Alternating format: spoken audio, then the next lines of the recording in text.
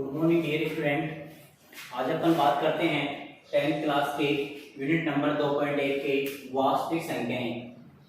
अब बात करते हैं कि वास्तविक संख्याएं क्या होती हैं। सबसे पहले वास्तविक संख्याओं की बात करने से पहले मैं कुछ संख्याओं की बात करते हैं, जैसे प्राकृत संख्याएं, प्राकृतिक संख्याएं होती हैं, पूर्ण संख्याएं होती हैं, पूर्णांक संख्याएं होती हैं, ठीक है, परमेय, अपरमेय, भाज्य, अभाज्य संख्याएं होती हैं। इनकी बात करते हैं सब। जैसे सबसे पहले पर प्राकृत संख्या की बात करें। प्राकृत संख्या वह संख्या होती है जो एक से प्रारंभ होती हैं और अनंत तक चलती हैं। यदि इनमें जीरो शामिल कर दिया, 0, 1, 2, 3, 4, 2, 2 अनंत तक, तो ये पूर्ण संख्या होती है। एक होता है पूर्णांक जो धनात्मक और ऋणात्मक दोनों होती हैं, 1, 2, 3, 4, 2, 2, -1, -2, -3, ये पूर्णांक संख्या है। यानी प्राकृत संख्याएं वह संख्याएं होती हैं जो एक से प्रारंभ होती हैं, अनंत तक होती हैं, जिनमें जीरो शामिल कर दिया जाए, वो कैसी होती हैं? पूर्ण संख्याएं होती हैं। धनात्मक और ऋणात्मक कैसी होती हैं? पूर्णांक संख्याएं होती हैं। इसके बाद हमारे पास आता है कि परमेय और अपरमेय संख्याएं। ये दो संख्याएं होती हैं, एक तो परमेय होती है और एक अपरमेय होती है।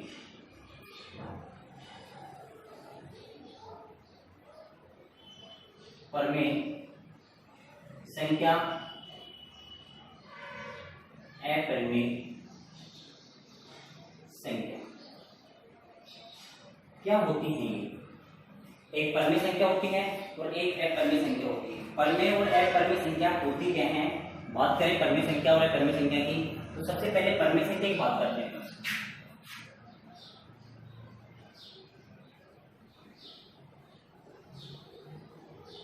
कि परमेय संख्या वह संख्या होती है जिसे P/Q के रूप में लिखा जाता है। P/Q के रूप में लिखा जाए, Q ≠ 0।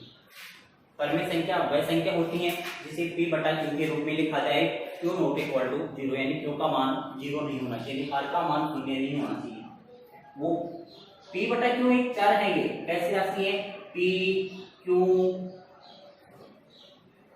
R, S, A, B, कुछ भी ले सकते हैं अपन दो संख्या।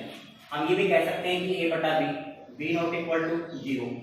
हम R/S भी कह सकते हैं, S ≠ 0। यानी चर है अपने पास, ये हमें इस रूप में लिखा जाता है। यानी ये क्या कहलाती है? परमेय संख्या कहलाती है। क्या कहलाती है?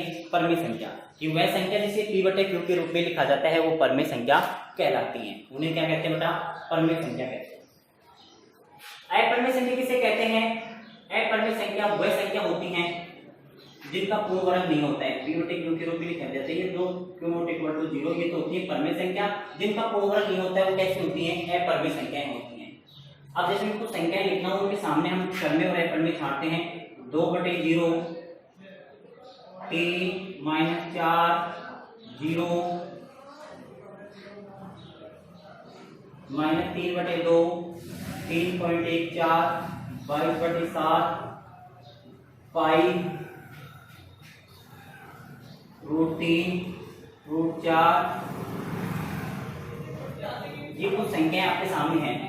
इनमें से कौन सी संख्या परमेय होती है, कौन सी अपरमेय होती है? छांटनी है हमें, परमेय और अपरमेय छांटनी है। तो हमें पता है परमेय संख्या वह संख्या होती है जिसे P/Q के रूप में लिखा जाता है, Q ≠ 0, यानी Q का मान 0 नहीं होना चाहिए। अब बात अपन यहां से करते हैं कि परमेय संख्या P/Q के रूप में लिखा जाता है, Q का मान, यानी ये तो होता है अंश अपने पास और ये होता है हर का मान 0 नहीं होना चाहिए।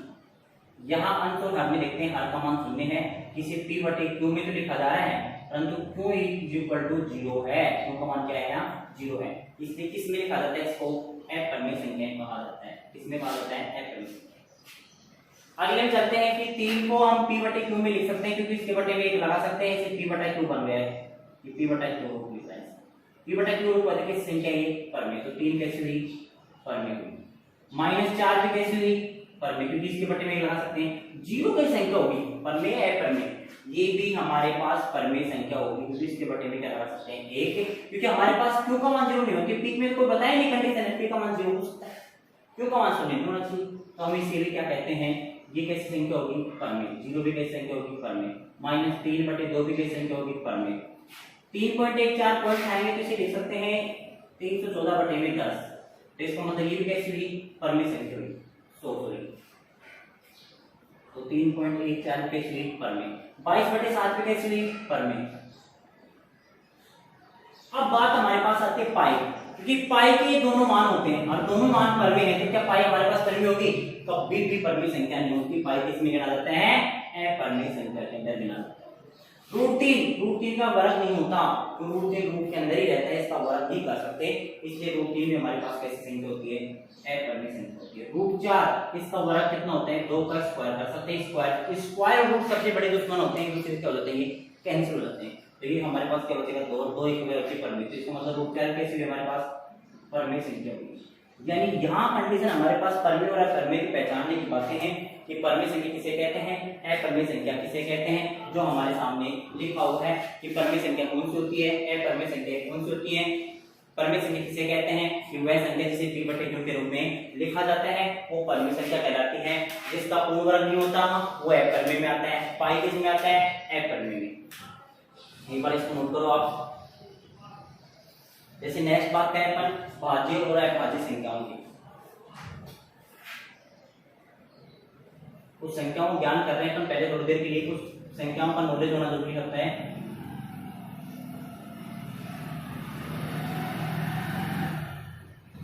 दो संख्या होती है अपने पास, एक तो भाज्य होती है और एक क्या होती है? अभाज्य होती है।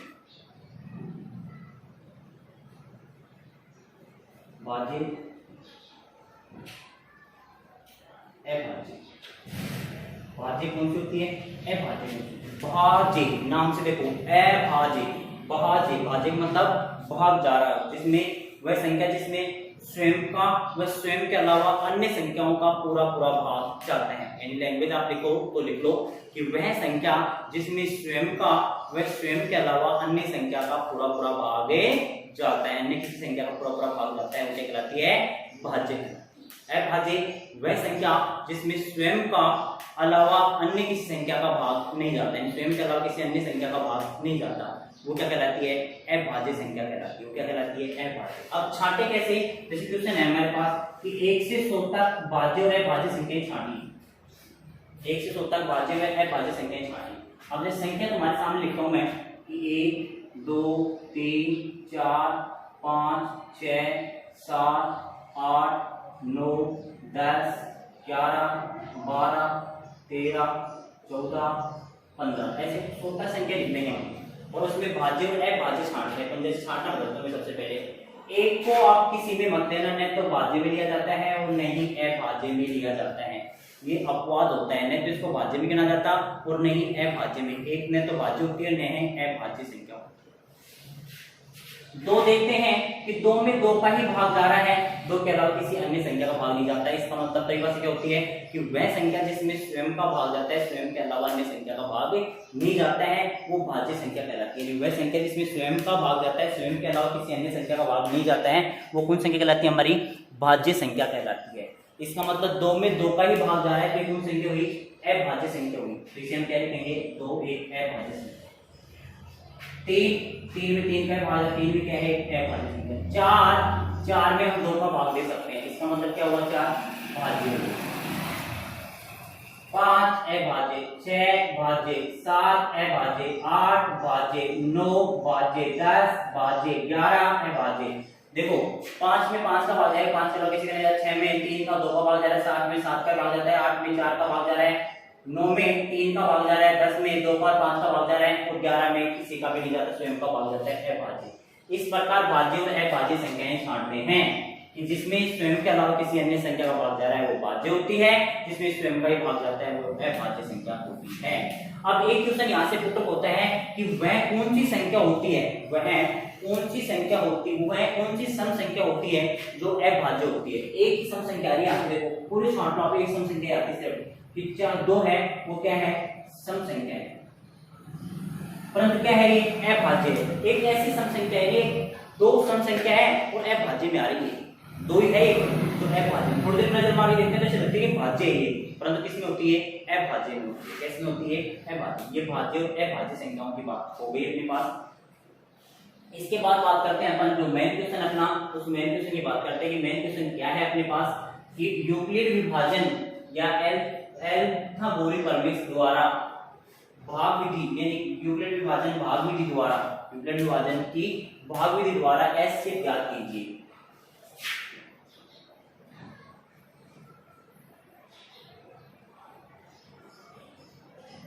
यूक्लिड विभाजन के भाग विधि द्वारा एचसीएफ ज्ञात कीजिए। एचसीएफ ज्ञात करना है भाग विधि। भाग विधि द्वारा एचसीएफ ज्ञात करने के लिए हमें एक भाग का फॉर्मूला होता है अपने पास। ये तो भाज्य होती है, भाज्य बोलते हैं, भागफल बोलते हैं, शेषफल बोलते हैं, आर से व्यक्त करते हैं, क्यू से व्यक्त करते हैं, ए से व्यक्त करते हैं और बी से। जिसका भाग देते हैं भाजक कहते हैं, जिसमें देते हैं भाज्य कहते हैं। शेषफल बचता है, जो नीचे बचता है शेषफल कहलाता है। कितनी बार भाग गया उसको भागफल कहते हैं। एक फॉर्मूला होता है। इसकी सत्यता की जांच भी कर सकते हैं। जैसे भाज्य जो मान होता है उसका बराबर होता है, यानी भाज्य बराबर भाज्य गुणा में भागफल प्लस में शेषफल। A is equal to B गुणा क्यू प्लस आर। ये एक फॉर्मूला होता है इसका, जो हम सत्यता की जांच कर सकते हैं। हमें ये भी पता है कि जो शेषफल होता है वो 0 से बड़ा होता है, 0 के बराबर होता है हमेशा। तो कभी शेषफल ऐसा प्राप्त हुआ कि माइनस होता है, 0 से बड़ा होता है, और बी से क्या होता है, छोटा होता है। क्योंकि किसी भी संख्या में यदि भाग देते हैं, तो आज तक इतनी क्लासों में आपने पढ़ा हो, छोटी क्लास से लेके अब तक, किसी भी संख्या में कोई संख्या के लिए भाग दे रहे हैं तो भागफल यानी जो शेषफल होता है वो कभी माइनस प्राप्त नहीं होते हैं, ऋणात्मक कभी भी प्राप्त नहीं होता है और नहीं कभी होगा। एक छोटा सा एग्जाम्पल लेते हैं कि 5 में 2 का भाग देते हैं, तो 5 तो क्या कहलाएंगे, भाज्य। ये क्या कहलाता है, भाजक। 2 का भाग कितनी बार गया है, 2 दूनी 4, ये क्या कहलाएगा, भागफल। 4 बस कितना गया, 1। अब 1 देखो 0 से बड़ा है कि नहीं है, क्योंकि 0 से बड़ी संख्या तो होती है 1 2 3, 0 छोटी लेते हैं तो माइनस में आती है, तो 0 से बड़ा है, तो शेषफल हमारे पास क्या बचा, 1 बच गया। ये क्या होता है, शेषफल। सत्यता की जांच करें। 5 क्यों सूत्र क्या होता है, a बराबर b गुना क्यू प्लस आर। a का मान कितना है, 5, b का मान कितना है, 2, गुणा में 2, प्लस r का मान कितना है, 1। 5 बराबर 2 दूनी 4 प्लस 1 बराबर, देखते हैं कि 5 बराबर 5, दोनों बराबर आ रहे हैं, नहीं आ रहे। इसका मतलब हमारा भाग क्या चल रहा है, सही चल रहा है। ये प्रोसेस होती है अपने पास। अब इसी भाग विधि से हमें क्या याद करना है, एचसीएफ हमें याद करना है। जैसे कोई संख्या अपने पास है, इस प्रकार एचसीएफ याद करते हैं अपने भाग विधि द्वारा। उसकी बात करते हैं 135 एंड 225। दो संख्याएं होती हैं अपने पास, 135 225। इनमें हमें भाग विधि द्वारा एचसीएफ ज्ञात करना है। यूक्लिड विभाजन पाइथागोरस प्रमेय के द्वारा भाग विधि द्वारा एचसीएफ ज्ञात करना है। इन दोनों संख्याओं में सबसे पहले देखते हैं कि कौन सी संख्या बड़ी है, कौन सी संख्या छोटी है। तो देखते हैं कि 225 सबसे बड़ी संख्या है, 135 छोटी संख्या है। ये तो b हुआ और ये a हुआ। आप कह रहे हो कि 225 में 135 का भाग देते हैं। देखते हैं भाग, देखिए देखते हैं कि 135 को कितने से गुणा करें कि 225 रहे या इससे कम रहे। तो 2 से गुणा करेंगे तो ज्यादा जाएगा, इसका मतलब एक बार गया 135 माइनस 0 कितने बच गए, 9 90, क्योंकि 12 में 3 कितने बचे, 9 90।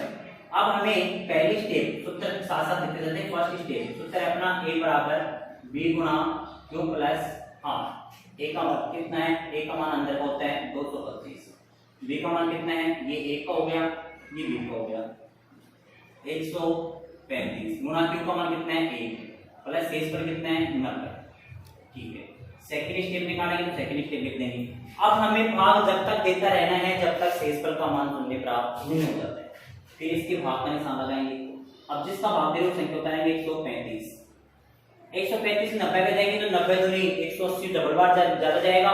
इसका मतलब कितनी बार गया, एक बार 90 घटाएंगे 5, कितने 5। 13 में से 9 गए तो 5 आ गए, 13 में से 9 गए कितने बच गए, 4 45।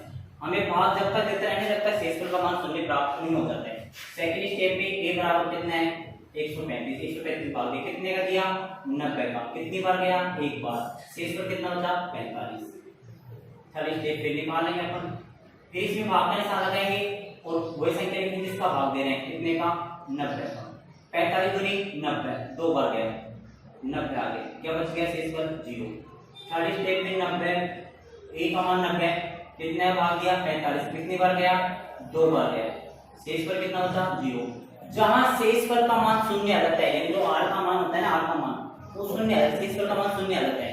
शेष पर का मान जहां शून्य प्राप्त होता है आपके पास जिस संख्या का भाग देते हो वही क्या कहलाती है अपने पास HCF, यानी 135 225 का जो HCF होगा HCF बराबर होगा 45। यहाँ भी देख सकते हैं, यहाँ भी कह सकते हैं कि ये क्या होता है इसका HCF, यानी जब शेष पर का मान आपके पास शून्य प्राप्त हो जाता है तो जहां शेष पर का मान शून्य प्राप्त होता है वो क्या कहलाती है आपकी HCF कहलाती है, वो क्या कहलाता है HCF कहलाता है। इस प्रकार हम HCF याद करते हैं। ये एक नंबर क्वेश्चन हमारे बोर्ड एग्जाम के अंदर आता है। ऐसे क्वेश्चन और भी बात करेंगे अपन, जो कल की वीडियो में बात करेंगे। धन्यवाद।